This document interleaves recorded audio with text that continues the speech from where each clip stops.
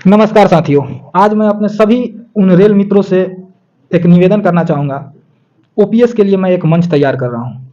आप किसी भी चैनल में कॉल करके बोल करके देख लीजिए, कोई भी चैनल आपकी बातों को लगातार नहीं चलाएगा, क्योंकि सभी चैनल जो हैं, आप समझ सकते हैं मैं क्या इशारा कर रहा हूँ। सभी चैनल यानी 99% चैनल जो हैं, जो कि हमारे सोशल मीडिया के हो, इलेक्ट्रॉनिक मीडिया के हो या फिर प्रिंट मीडिया के हो, 99% चैनल ऐसे हैं जो सरकार के पक्ष में ही रहते हैं। अगर आप ओपीएस के लिए एक मंच को तैयार करने में हमारा साथ देते हैं तो इस चैनल को आप आगे बढ़ाइए, सब्सक्राइब कीजिए। मैं हमेशा ओपीएस के मुद्दे को, अगर हम लोग हमारे साथी किसी भी चीज़ को रखें तो एक अंतर्राष्ट्रीय स्तर तक उठे। कोई चैनल छोटा या बड़ा नहीं होता है। इस छोटे से चैनल को ही अगर हम चाहें, हम सभी रेल मित्र चाहें तो मिल करके इसको बड़ा बना सकते हैं और एक दिन हमारे लिए बहुत बड़ा हथियार साबित होगी। अगर हम ओपीएस के लिए इस पर हमेशा चर्चा करते रहेंगे, ओपीएस के बारे में हमेशा बात करते रहेंगे, ओल्ड पेंशन लागू करवाने के लिए हर किसी व्यक्ति का जो ओल्ड पेंशन के समर्थक है उसको अपने इस प्लेटफॉर्म पे जगह देंगे, उसकी बातों को हम लगातार चलाएंगे। तो सबसे पहले निवेदन है कि आप मेरे चैनल को सब्सक्राइब कीजिए और मैं आज एक ओल्ड पेंशन सिस्टम पे बात करने आया हूँ। सबसे पहली चीज़ है कि हमने एक वीडियो आप देखेंगे हमारे बैकग्राउंड में चल रही है, जिसमें पहले आप इस वीडियो को देख लीजिए, बिल्कुल आराम से देख लीजिए वीडियो को, जो कि हमारे माननीय नेता सुशील कुमार मोदी जी हैं, पेंशन के बारे में क्या बोल रहे हैं। देश के कई राज्यों में ओल्ड पेंशन स्कीम को लागू करने की घोषणा की गई है।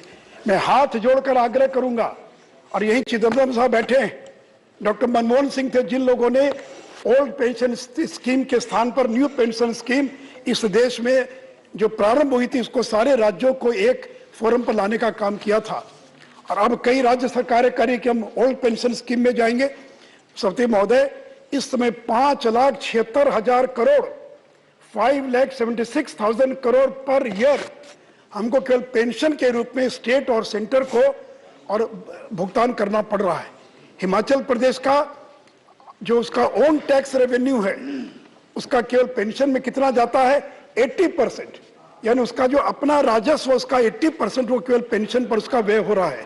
बिहार का 60%, पंजाब का 34%, और अगर सैलरी और इंटरेस्ट को जोड़ दिया जाए तो राज्यों के पास कुछ भी नहीं बचेगा।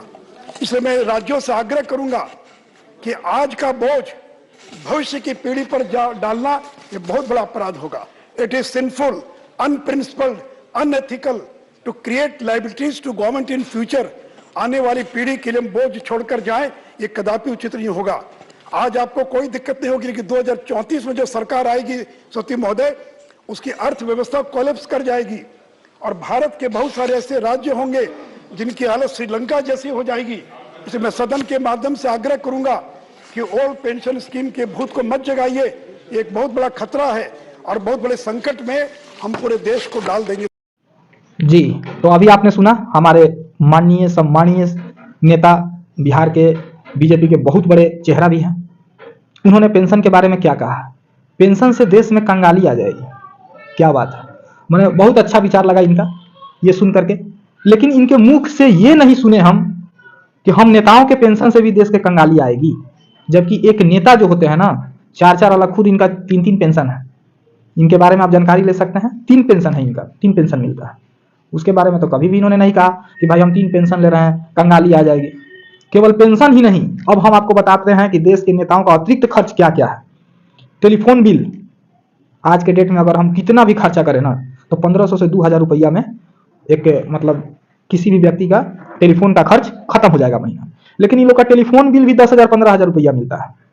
बताइए, आप समझ सकते हैं कि किस तरह से लूट रहे हैं।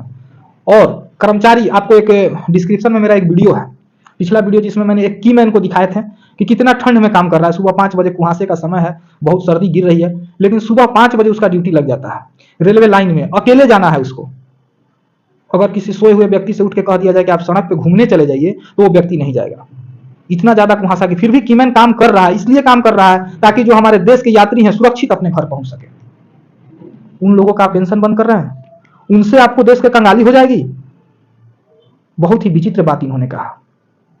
देश की कंगाली कब होती है, इसके विषय में भी हम बात करेंगे। देश की कंगाली होती है जब किसी पैसे को, देश के सारे संपत्ति को किसी एक व्यक्ति के हाथ में कर दिया जाए, तो देश में कंगाली आ सकती है।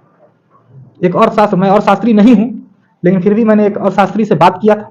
उन्होंने कहा कि पैसे की जितनी वितरण होगी उतना ही हमारे देश के लिए, समाज के लिए अच्छा है। मैंने पूछा कि कैसे अच्छा है, तो उन्होंने कहा कि जितने ज्यादा लोगों के हाथ में पैसे आएंगे उतना ही ज्यादा बाजार में मांग बढ़ेगी। अगर किसी व्यक्ति के पास खाने से ज्यादा पैसा है तभी तो वो अच्छा कपड़ा का मांग करेगा, अच्छी जूतों का मांग करेगा। अगर उसके पास पैसा रहेगा तभी मांग करेगा, पैसा नहीं रहेगा तो कहां से कोई चीज खरीदेगा।